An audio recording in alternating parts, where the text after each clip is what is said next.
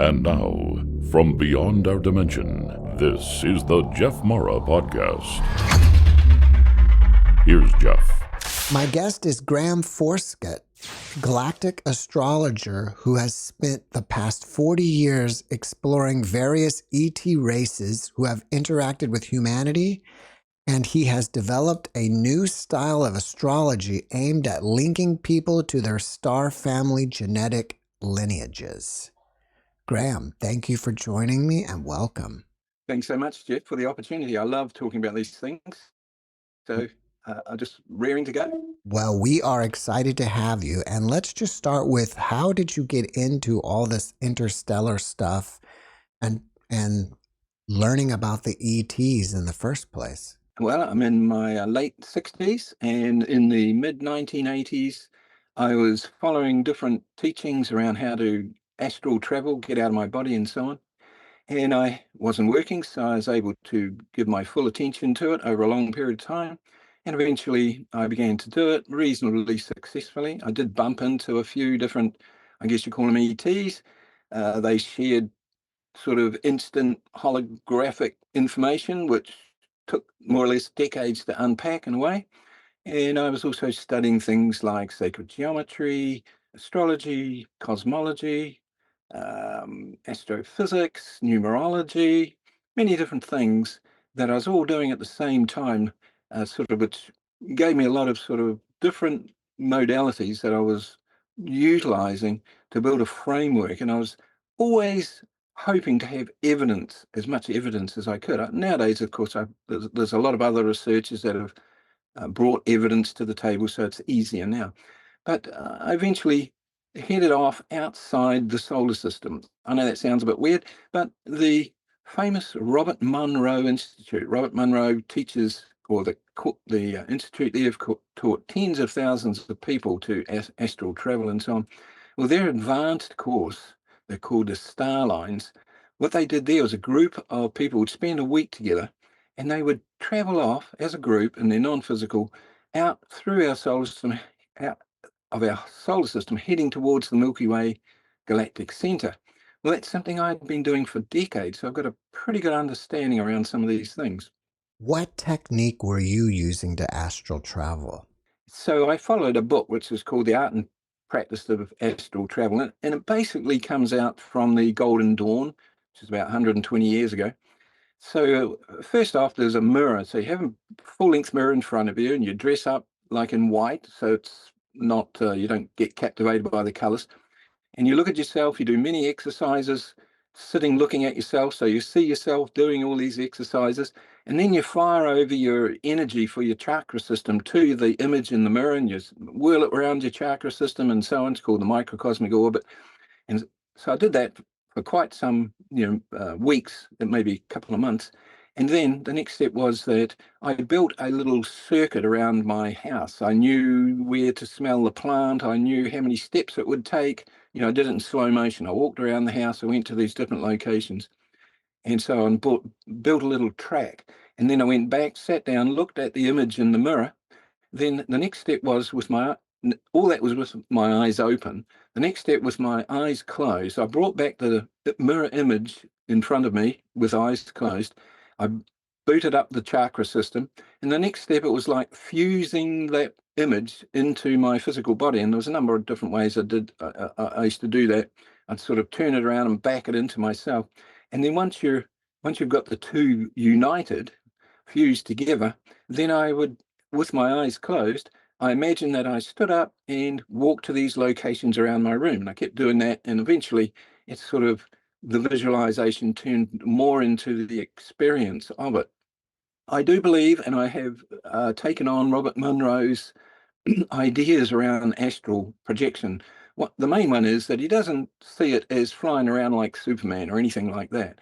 It's more about where you focus. So if you have the destination or the dimension or location, if you have that destination really well sort of sorted out in your mind's eye, or you know where you're going, then you can instantly science already knows two locations can interact in real time over any distance. So there's no problems there. In fact, what happens is that you instantly arrive at your destination. So Robert Munro changed the term astral travel to focus levels. So those focus levels are basically what they used to call dimensions.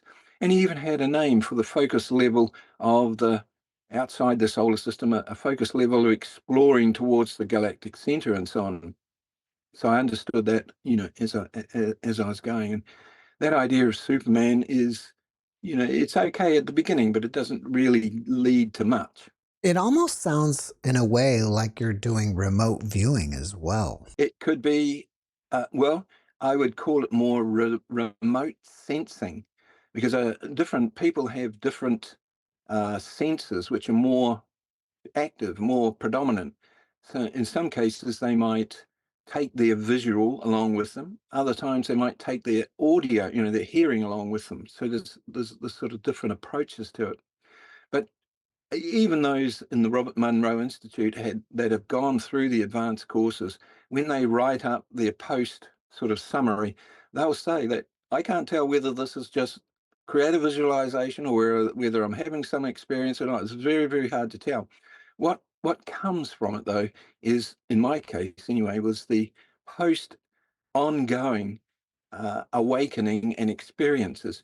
It was like a dolphin, like a dolphin supposedly sends a hologram rather than thinking or thoughts or anything.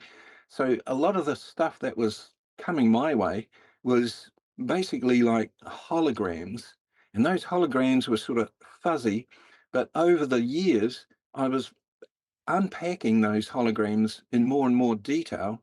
And nowadays, I got a website and some YouTubes and that go into that more deeply. So, are you saying during waking consciousness, you started having experiences as well?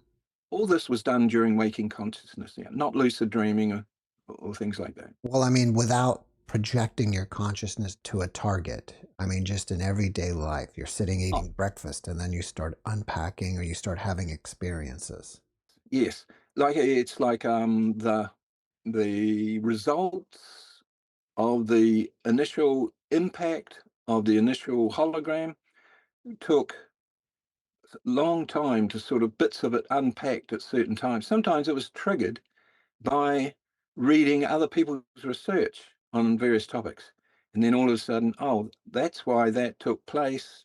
Let's explore that. I go a little bit into that and then kind of uh, put it down in more detail. So it was an ongoing process that's been, the first 25 years was the most impactful in that sense. And since then, the last 15 years or so, I've kind of been more like documenting it online and so on. Robert Monroe talks about the loosh, and some people talk about that when you're astral traveling or even meditating, you have to be careful because there are dark or evil entities out there. Is that true? And have you ever encountered those as well? Never encountered it, never saw anything negative or evil or anything like that. Pre doing the initial experiments and so on, I'd already read Alice Bailey's book on white magic, and that book goes into some of the things that you might bump into when you first start doing it. There's tricksters who have just died, but in the physical they were thieves or whatever. So initially the novice going into those realms can certainly be tantalized by, you might say to the man, you're going to become the new Jesus or something, something spectacular. In a way, that person, they get sidetracked along some kind of ego tangent. But generally, I didn't find any recognizable negative anything. Were you doing anything to prevent that or protect yourself? Oh, sure. In the initial phases, not not after about the first maybe a couple of years, but initially, I was doing similar to what's in the Golden Dawn. You kind of build yourself up, build up a pentagram of protection, and you put that around you. And so, yeah, initially, yes, but after a while, once you get used to driving, you don't even need to focus on driving anymore. you can basically do something else. So in the end, not the end, but later on, I was more or less keeping notes as it was happening. I could almost write it down. I've got a large collection of alphanumerics. I've got 600 pages of alphanumerics, which is compiling the experiences. So sometimes I'd be in the middle of an experience, but I would be, okay, I better take note of that. And so that's okay. That's unifying the right left brain. So uh, that's one result of being able to successfully enter or interact with those realms, is that best done with both sides of the brain have a rational understanding what's going on. That certainly is one of the main ways of overcoming any negative, is understanding, the dimensions and the trickery there and so on and so on. So with that rational understanding, the negatives sort of has less, they make less kind of attempts, because they know that you just can't be fooled so easily. All right, so you're out there and somewhere in the galaxy towards the center. You start Yeah. encountering ETs. What did they look like? So first off, rather than saying out there, it's not actually out there, it's in. So first off, the first Stargate, even portal out, is at the center of the Earth. So in a sense, this is the etheric Earth, the light construct of the ley line Earth grid work, which is kind of like a soccer ball of ley lines around the Earth. And on those points where the lines meet, that's where the pyramids are and many other famous sites around the Earth. They're positioned exactly at these points. So that acts as like the movie Stargate, where once you turn the keys or once you activate those points, then you more or less spiral or fall in towards the center of the Earth. You're speeding up as you go. And as that center arrives in your consciousness, then it's kind of like those that are already living in a non-physical state. Some of them are there. They're kind of like the guardians, if you like, of the portal there. So once through the Earth center Stargate, then the sun, 330 million times larger than the Earth, has a magnetic pull which is beyond escape. So I found I was going into the sun. Now, it's not the physical sun, it's a fiery ball out there, but the energy, the light body of the sun, that side of it. So going through the sun, and then heading towards the galactic center. So you're not going out, you're going to the next center. Each center would be considered a heart. It's the heart which keeps it all sort of the heart of the Earth, the heart of the solar system, the heart of... So instead of thinking of it as out of body experiences, the other way to see it is that you're going in towards the center, the heart of ever larger or more all-encompassing sort of, they have a bigger sort of area that they're managing, as it were. So you've got the ascended beings that look after the Earth, but then you've got the ascended beings that look after the solar system. They're in the sun, or some of them are, and the same at the galactic center. There's an administration there. So instead of going out, you're actually going in. What you're saying makes sense. The only thing that intrigues me is you're talking about the Earth has an etheric body and the sun has an etheric body.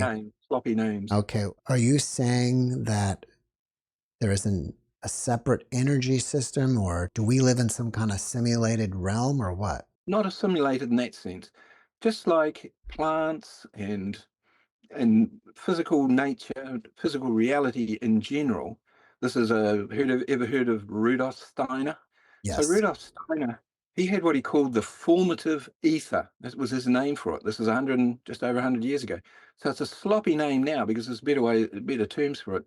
So before any physical construct is visible in place, there's like an energy matrix. Many people see it under certain meditation techniques or psychedelics or ayahuasca experiences and so on.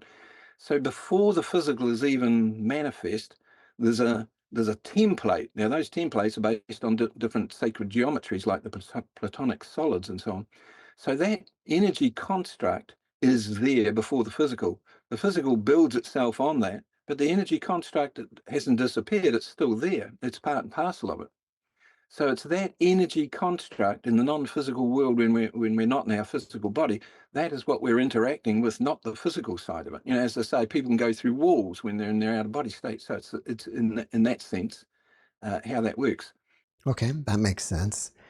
Now, if we get back to the ETs, can you tell us or describe to us what some of the ETs look like that you encountered?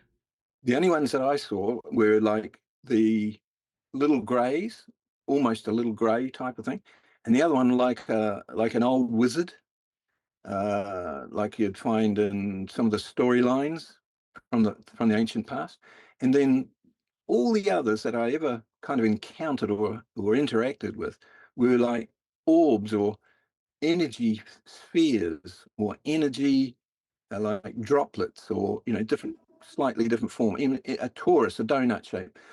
So those shapes are the basic uh, beginnings of building the sacred geometries like the Platonic solids. So there was no surprise that as soon as I was able to get through the lower, I'll call them lower or mid levels of the astral realms around the earth, from then on, didn't come across any, head, legs, arms, kind of anybody's. It was more interacting with loosely called orbs nowadays. So, how did you start putting this all together and creating this galactic astrology? Back when I was doing this in the early to mid 80s, this is astrology. The, the astrology around was what they call geoastrology, there was the Vedic astrology, there was sidereal astrology. But all of those, they are on the day you were born, you're looking out from the Earth with a telescope and you plot where all the planets are, and then the astrologer comes along and does a reading. So around, I think it was in the late 1970s, computer technology got good enough so they could draw up it's called an ephemeris, where all the planets are day after day after day, year after year. They could draw up an ephemeris of where the planets are in our solar system, not from the Earth's point of view, but from the sun's point of view. So it's called heliocentric astrology or solar centric astrology. Now that was the first time we have the planets in their actual true positions. They're in their true positions. All the other styles of astrology, Earth-based, looking through a telescope, you're on one electron looking at the other electrons. Some of the electrons are going inside you, some of the electrons are going around outside of you, like in the atom nucleus kind of thing. So you're getting a false view of where the planets actually are. So that was the first thing. I had to go in and learn heliocentric astrology. And along with that, information was coming out that our DNA, if we look down the helix, plan view down the DNA helix, the cross section of our DNA helix, you'll see it on Google search, is basically predominantly a decagon, which is based around the golden ratio geometry. And the golden ratio geometry underlies everything I do. The planets, the speed of the planets, the orbital time it takes each planet to go around the sun, the distances out to each of the planets from the sun, all that is based on the golden ratio, the evidence and the proofs out there. So the decagon cross-section of a DNA helix. So what I did was I put the decagon on the chart and I lined it up, one of the points of the 10 points, I lined one of the points up with the galactic center. And then I put the details of my chart or any chart onto the page, and I was able to do a reading of that chart based on the decagon and what was the planets and so on that were on the points of that decagon, which was linked to the galactic center. All the while I was keeping alphanumeric. So I know this is a bit abstract, but A equals 1, Z equals 26. Galactic, the center of the galaxy equals 222. Galactic administration equals 222. Overseeing the galaxy equals 222. Decagon aligned galactic center equals 222. Heliocentric astrology equals 253. Tuned to the galactic center equals 253.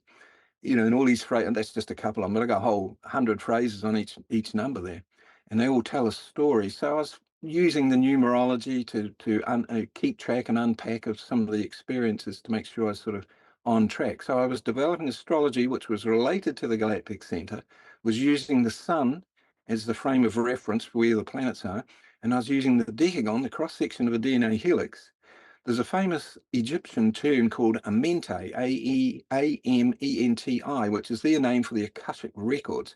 You can flip the letters around for Amentai and you get I am 10, a decagon. So I understood all this stuff back then, and so I was building up an astrology based around a number of different kind of modalities, which was focused on readings connecting to the galactic center. Is that a mente the same thing as the halls of a mente, which some people talk about? Yeah. The hall is the DNA helix. The hall is the DNA helix, a long hall in the cross section. So it's not the physical DNA, although it can be seen in the physical. It's what they call the etheric, or the plasma, or the formative etheric side that Rudolf Steiner was talking about. So there's a number of YouTubes, you can go and have a look at that. There's a number of Facebook groups, and there's a lot out there on that side of it. With all of that, how are you able to determine what a person's ET lineage is? Oh, sure. Okay. So, for example, a person born on May 23rd, May 22nd, May 23rd. Well, if you were to, what that means there for a start, just to get a visual of it, you've Let got me the stop. sun with. Let me stop you for 1 second because you're right next to my birthday. I'm May 21st. So while you're doing Okay, May, we'll just do my birthday. okay, so May 23rd, May 22nd, May 21st, that's 3 degrees out of a 360-degree circle. 3.6 degrees is 1%. So you're down there, you're like 99.5%. So anybody born on those 3 days, what happens is you've got the sun and the earth going around the sun.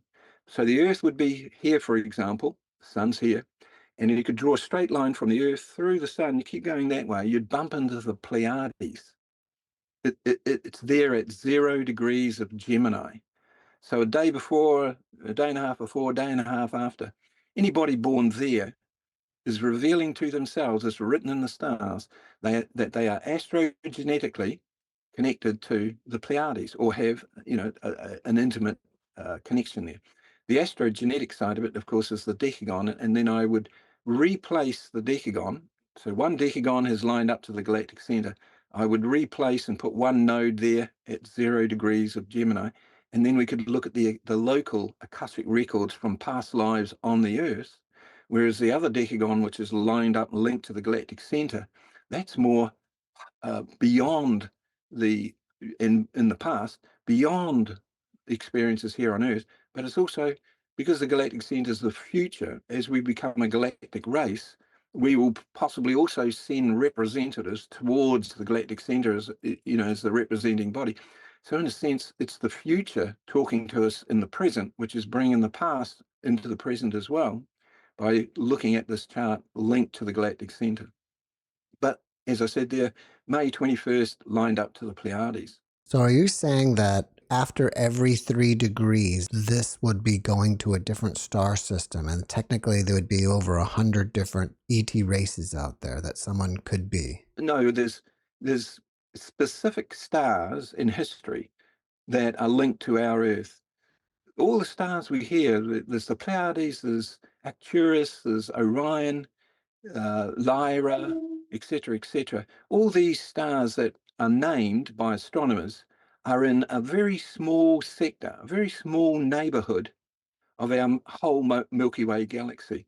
And because we're close, those star systems sent their representatives here in the past, different ET groups arriving at different points in the past, at different locations around the planet, setting up different their genetics blended in, their different racial traits, etc., etc., are results of these different ETs, from local star systems around us coming, landing here and setting up camp, basically. But there's only, there's 20 or so main stars that are spread around, in this sense, astronomically, around the zodiac. So not every 3 degrees, but every so often you'll bump into a star which is directly lined up with a birth date which is directly lined up with a specific star. Are you saying that the different races came here to Earth, star races, I mean, and created humanity and tinkered with us to what we are now? That is the case that is in some cases. My understanding, and I got this from a good source in the 80s, who introduced the concept of starseed, which is ETs arriving here, birthing through the normal process. What they were saying, this is the Ra group and the Law of One, which was a teaching that came out in the early 1980s. So they break it down a bit and they say, as far as the population here on Earth goes, you have a certain percentage, possibly a third, which is come up through the Darwinian kind of thing, through the primate, Nethandrol, and then you've got the break, which they sort of got there, which they don't know much about. I'll get to that in a moment. But so you've got the local human gene pool, which is growing up and in a sense is about to become a galactic race for the very first time. And as well as that, this is going back to the Ra material. They say that when Mars had its its war and nuclear things going on there, many in their non-physical, when they died through that event, in their non-physical, I'll call it astral body, they came to the Earth and become, start to incarnate here. Same with the blown up planet or asteroid called Maldak. So when that event happened, well, a whole heap of them come here as well. So they're basically on Earth, but then you've got different ET races coming here, some with positive agendas, some with negative agendas, and landing in certain places around the planet. Some of those races wanted slave labor, for gold and so on and so on. So they genetically engineered like sub races. So this is the junk DNA. So they only wanted certain traits. You wanted the manager, but you wanted the worker, you wanted the religious person, and you do all that. Whereas specifically the Arcturians, they were in the Pacific. They were guiding Lemuria, and they did not tamper with the genetics in that kind of way. And so we have like the Native Americans, the Pacific Islanders, the Southeast Asians. That is growing up from the influence of the Arcturians. Whereas over in Atlantis, what was in the Atlantic Ocean there, that was predominantly different groups from Pleiades and just beside that you have a star called Aldebaran. So they were there in Atlantis. Not all good guys. Some of them were negative, and they were battling away in there, technology and so on. And same in Mesopotamia there in Sumeria and that. So you had different groups from different stars in Orion, some from Sirius A, Sirius B, and the same thing there. They were battling amongst themselves for the real estate of Earth, caused a nuke, the Sonari Desert, and so on. So sure, they came, some of them genetically tempered and basically wanted slave labor. That's brought us to this present situation now where a large number of humanity have that kind of inbred aspect to them. The matrix, as they say. Did you say that the Sahara Desert was nuked? I've got no evidence other than reading about that from people that live there, that have studied the ET situation in that part of the world. This is the famous Enki and Enlil, a couple of brothers from the Rajal and Orion arrived there. One of them they had the same mother but different fathers, so they were battling for the real estate of the Earth. Eventually, the battles got so bad, caused a nuclear event. Enki, the positive part of the family, went south. We've got Michael Tillinger, who's in South Africa, looking at all the sacred sites there.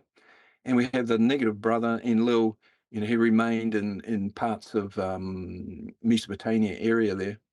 And it goes on from there. There's lots of battles going on, and goes over to Turkey, and you've got the Gopali Tepe sacred site there. And so there's ETs in different places around the planet. The Arcturians, when that was sinking, they went up past the coast of Ireland, up to the Arctic, become known as the Hyperboreans. Some of them went to the inner Earth, become the inner Earth, the Gartharians. Then they came down through Scandinavia, and you got the Pleiadian genetics throughout Scandinavia and the Germanic races and so on. So they, you follow the history and where groups of, migrating to different places were taking that ET bloodline to, to different places around the planet. There's the famous story of Noah's Ark and the flood. Where does that fit in with all this? My understanding there, and this comes from a woman, Chrisana Duran, who has passed on now, but she had a lifelong contact with what they call the trans-Himalayan adepts. Some call them the ascended masters. Babaji's a famous example. Hmm. So she was in touch with those people, and she was also an expert kind of geologist historian. So her view was that, sorry, what was the question exactly again? In history, especially the biblical history, we know of Noah's Ark and the Great Flood. Does it go back much further than what's talked about in the Bible? Well, as far as I understand it, these different ET races arrived hundreds of thousands of years ago. But towards the conclusion of a major cycle, this is a major cycle based around the precision of the equinoxes, 26,000 years. So 13,000 odd years ago, involved with that cycle, there's different energies arriving in our solar system, impacting the Earth and so on. So the Atlanteans were battling amongst themselves. They could see this event coming. Same in Mesopotamia. They could see this event coming.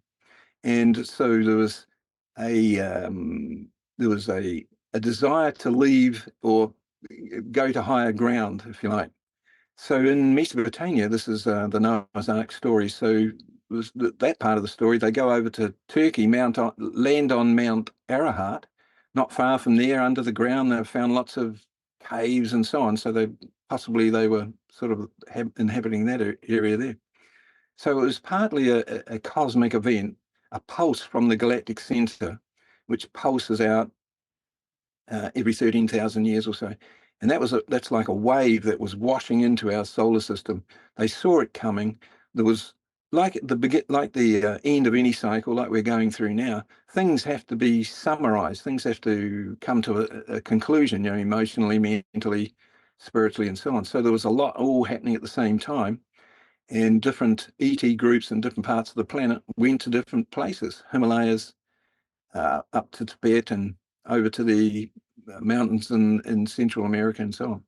What kind of changes have we seen over the last century or even over the last 50 years? Going back about 100 years, or no, but further, go back to maybe 140 years.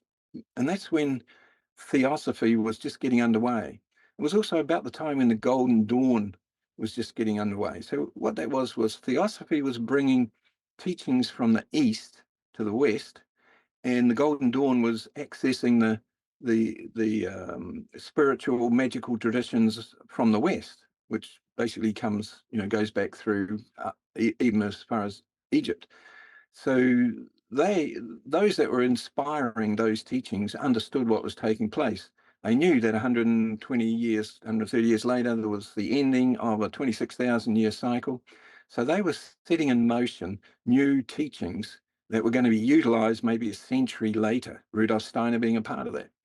And then also what was taking place, this is going back to perhaps about 60, 70 years ago, the hippie era, just before that, around that period. So there's a famous woman, Dolores Cannon. She's passed on now. She was a hypnotherapist.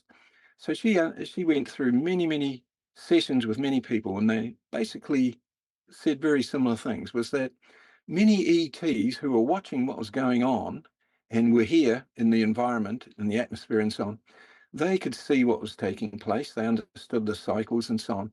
So many of them volunteered. Many of these ET groups, their representatives volunteered to incarnate through the normal man-woman birthing process. So a number, and when I say number, I'm talking millions of what they call now star seeds started to birth. The hippies being a perfect example of millions of people. All of a sudden, it's all about compassion and love and sharing and all these things, even though they were bound by their upbringing of, people who were in the war, who were psychologically a mess. They were the parents in a sense. So there was a lot of problems with the hippie era in the sense that they did not have mature parenting. So the hippies were a massive bulk incarnating as star seed. I've done, for example, 3 of the Beatles are born on the nodes of the same decagon with one point lined up to the galactic center. So there are 3 birth dates on 3 nodes. One of them is lined up to the galactic center. The other 2 are on 2 of the nodes linked to. So there's a soul group incarnating with a mission. Done this with many groups. So, what do you see in our near future? Because it sounds like this procession is going to be ending soon. Again, as far as I understand it, and this is built around the cycles of the Mayan calendar in one respect, but also where the planets are in the helio side of things, the true position of the planets linked to the galactic center. So in the Mayan side of it, they had 2012, which was when the ending of that 26,000 year cycle. And what that meant for the Mayans was that many different timelines met and formed a time node. So humanity's living along a certain timeline, the cutting edge humanities living along a 5th dimensional timeline, ETs, some of them are 5th dimensional, some are, so they're living along their timelines, and then they could come and meet at a time node 2012. The next time node, the next meeting of timelines for the Mayan calendar is December 2032. So also with that, when we do the heliocentric, where the planets really are, there's major planetary, big planets, Uranus and so on, which are linked or lined up to the galactic center during that year. And there's also a famous channel. This is Daryl Ank. Daryl Ank channeling Bashar. He's been doing it for decades. Bashar's a representative of one of the ET groups that's here helping out. And he has said for many years that their view of it is that humanity spends most of this decade sorting out the issues, the problems, etc. Going into next decade, a bulk of those problems are sorted out. That then allows the galactic community to step forward and introduce themselves in a global kind of way, and then eventually during the 2030s invite humanity to become members of the galactic community. So that's how I see that unfolding into the future. By the way, the Mayan calendar is also constructed around the golden ratio or the Fibonacci numbers. Once somebody learns their galactic lineage, like you just told me I would be Pleiadian, what can we do with that information? Well, that's like puzzle piece number 1. So you read information about Pleiades or you see them on YouTube or Facebook, and it's a very general thing. All Pleiadians have got blue eyes and blonde hair, but that's not the situation. When we put the decagon lined up to the galactic center with one node at the galactic center, and we have another decagon, in your case, with one node linked at the Pleiades, we have these other 9 points around that decagon. There's a dozen planets, there's 25 what they call trans-Neptunian planetoids, which have just been discovered in the last 25 years. Neptune's our crown chakra. So anything outside of Neptune is beyond the crown chakra. So they've just been discovered at the same time as people are talking about chakras above the head, etc. And then there's thousands of asteroids. So these go into the chart. And if any of these are on the nodes of the decagons that I've mentioned, then and each of the planets and asteroids and so on, they're like tarot cards. Each of them has symbology or skills or archetypes. So it's those skills, those archetypes that are on the nodes of the decagon, which is itself the cross-section of a DNA helix, the amente, the Akashic records. So you're reading the Akashic records. You're reading what a person has done in past lives, even off planet, in your case, perhaps in Pleiades, but you're also looking into the future where what might unfold in a person's life if they were to follow their true path. So in that sense, it's very easy. The first step, identify the star system, but then you need to go into it micro detail and unpack what activities, whether they're an artist, a healer, looking after the dolphins like Greenpeace, so many different options, Tesla type stuff for new energy devices. It's all there laid out in the chart. Do you think that there are ETs walking among us on the planet right now? Well, you and I could be considered ETs Right. because of our genetic. There's a famous saying, or research, scientific research. The woman's egg goes back through to somebody in Africa. So that DNA, based on the golden ratio geometry, is the best fractal that you'll ever come across. So that fractal of the DNA goes back through off planet, goes back through, in your case, Pleiades perhaps, and then goes back, in some cases, goes back to Lyra. Lyra is what they call the hub, or the initial energetic template of the human DNA. You'd have to you could wave at Lyra as you're heading towards the galactic center. It's in the same direction, more or less. Well, I understand that we could be part ET, and we probably all are, but I mean, do you think that there are any full-bred ETs walking around among us? I haven't seen any. I've never seen anybody else have evidence of that. What do you think about the ships that people are filming out there? Oh, sure. Yeah. So those little saucer-shaped ships are like scout ships, and those scout ships dock in to a mothership. Now, I've got this on my website. I've been able to create what that mothership looks like with evidence. So, um, sure, scout ships out there surveying the area. Now, there's a famous saying: if it's a metal spaceship, not, you don't want to go near them, because higher dimensional ETs don't need metal spaceships. They're like orb beings, energy, plasma, invisible plasma orbs. So sure, there's lots of ET phenomena going on in the skies. Here's an interesting one.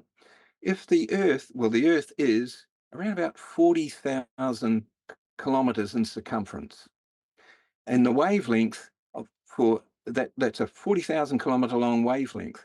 In hertz, you can type this into any little generator that changes hertz into wavelengths. The hertz for 40,000 kilometers is 8 hertz, which is the Schumann resonance. The heartbeat of the Earth, the keynote of the heartbeat of the Earth is 8 hertz. And it has a wavelength, this Earth's circumference, a bubble size of 40,000 kilometers in circumference. Well, when we're in alpha brainwave state, which is kind of daydreaming, then many people in that brainwave state have experiences of being somewhere else around the Earth in real time, more or less. So that's because their auric bubble is 40,000 kilometers big when they're in 8 hertz brainwave state.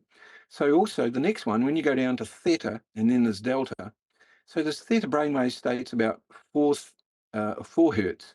Well, the wavelength for 4 hertz is around about 70,000 kilometers. So that's a big expansion, a bubble blowing up from the Earth side. It's much, much bigger. So when people are in their lucid dream state and not the deepest, but conscious meditative states, many of them experience going onto UFOs because they're actually out there in that kind of realm, that they can interact in that realm.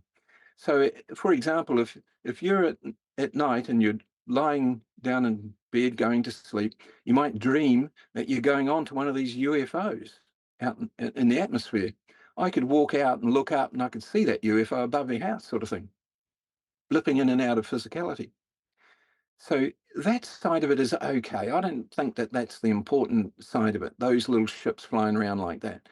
To me, the most important aspect of it is that we have to tune in to the heart of things. So we tune into the Mother Earth, the Earth heart, et cetera, the 5D Earth, they call it, and then tune into the heart of the solar system, become aware that there's other races in the solar system inhabiting some of the other planets. Of course, some of it's in the past, Mars and Meldick and so on, but some of the other places are inhabited by non-physical groups.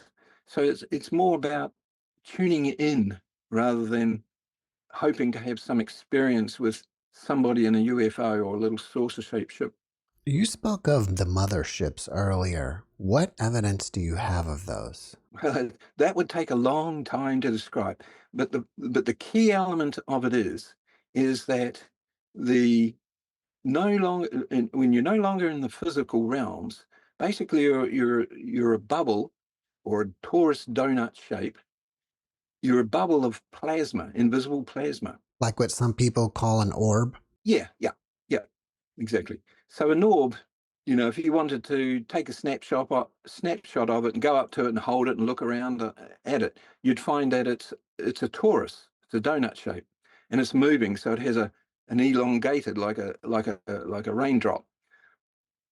So the motherships the way that they are constructed, the form of the mothership, to move more or less instantaneously from one location to another, the form, the shape of that mothership has to align with what is called in quantum physics, quantum mechanics, going through that threshold of the Planck scale, going from there into the superluminal faster than light.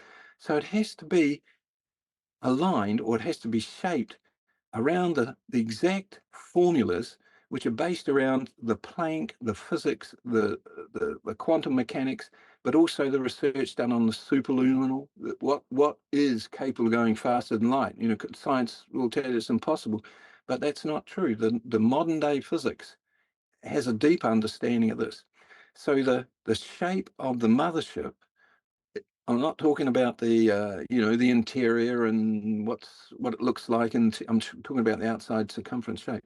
That shape has to conform with it's the same as our orb shape in a bigger version, and so and the evidence is putting together different research from different ideas and schools of thought, bringing that all together along with the sacred geometry and how sacred geometry bubbles, or how they sort of pack together most efficiently and most effectively, and so on and so on. So there's a lot goes into a statement like, uh, I've built many model motherships. I've got a YouTubes around this. So, it's a hard topic. A lot of people say it's above my head, and it is, because it's the chakras above the head which understands it, where the unification of the left right brain skills have come together. So it takes time. What is the name of your YouTube channel? I think it's just my name, Grayham Forscutt. All right. Well, if people want to reach out to you and ask you questions, should they leave you a comment or can they contact you directly? I've got a Facebook page, which is also my name. I have an email, probably the Facebook page. I've got a website called Galactic Astrology Academy, which has a link, a page which links to me. So there's a few different ways. YouTube's, sometimes I don't, get the comments in your email. Sometimes I don't go to that. So that might take a bit longer that way. Facebook on every day. Galactic Astrology there. My website, I kind of check that most days. Do you have anything else that you're working on that you want people to know about? Well, being 70-ish, I am thinking that during this next decade, I will be summarizing my life's work. So eventually there'll be, I don't know, with a book seems a bit clumsy in the modern era, but there'll be some teaching around pulling these various topics together, um, hopefully with support from others that are, or at least bringing their research in, that have also done lots of many years of research. And so I'd like to tie it all together and put it out there in some sort of package. I'm kind of venturing into that now. But I would say during the next decade, that would be a major focus. All And right. then, of course, it'll be everywhere, I hope. Since you've traveled towards the center of the galaxy and had contact, what is the etiquette or the galactic culture? Okay, well, let me answer that by showing you an image from my website. So I've been working on this for about 20 years. And what it is that it is in my view, the preferred arrangement of a social sort of dynamic. It's self-organizing in one sense. I'll explain that in a moment. And so this is there's 12 of these pentagons here, and you can fold them up and you create a dodecahedron. The dodecahedron is the fifth platonic solid, and it's in the ancient cultures was called the archetype of the ether, or the plasma. So there's a deep science around that. So what this means here is that what I've done is that I've looked at the ancient, this is Jesus and King Arthur, but I've also used my penetrating in towards the galactic center to see how the galactic administration set themselves up. And I can show you the alphanumerics around this. But what that we've got here is 12 separate kind of aspects of community. And within each of those 12, there's 12 areas within that. So we've got permaculture, we have public services, we've got the galactic community, we've got the environment, we've got health, we've got education, etc., etc. So as time goes on in the future here, but some of us, like myself, in the astrology side of it, will be the go-to person for some aspect within the community. And as time goes on, people will become seen as the representative of those topics, those talents, those skills, etc. And it'll be self-organizing. No one's going to say this has to there, that, etc., etc. It'll just unfold and form in this natural way. As it does so, it will then be a smaller repeat, a fractal version of what the organizational groups in different parts of the galaxy and in the galactic center, how they organize their own communities, etc. So they may have different keywords. This has gone out to many people around the planet, and they've whited out some of the ones I've written in there, and I've put in their own ones, and then I've taken that on. We're sort of expanding it as we go. But the framework is what I would call the etiquette of galactic culture. All right. Thanks for sharing that. Graham, before we finish up, can you leave us with one last positive message? Sure. So in physics, there's two ways that energy can manifest over time. There's entropy. So in the 3D world, it's all based on entropy. A person's going to die, body's going to get old, and they're going to fall down. That's it. They're never going to, there's no nothing past that. When the 3D astronomers look out at the universe, it's entropic. Everything is crashing into each other, exploding, self-destructing. So that's the 3D world. Anybody in the emotional realm, anybody with negative thoughts, negative intents, negative actions is moving along a timeline of entropy, eventual self-destruction. We can see it in the movies like Star Wars, where the Emperor is at the top of the pyramid. He got there by killing number 2. So he's looking out for himself. He doesn't want number 2. So he's very isolated. He's freaked out. He's got the most money and the most power, but he's got the most locks on his door, sort of thing. So the other side in physics of the way energy moves along a timeline is it's called neg entropy, meaning no entropy. The opposite. It means coming together, joining, sharing, etc., compassion, empathy, all these kinds of things. So what's happening at the moment is that the cycle is finishing. The negative, whether that's ETs around the planet or people on the planet doing negative things, etc., etc., that's all becoming more and more exposed. It's overheating. It's like an engine without oil, and it's going to cause its own self-destruction, the dobbing in on the, et cetera, et cetera.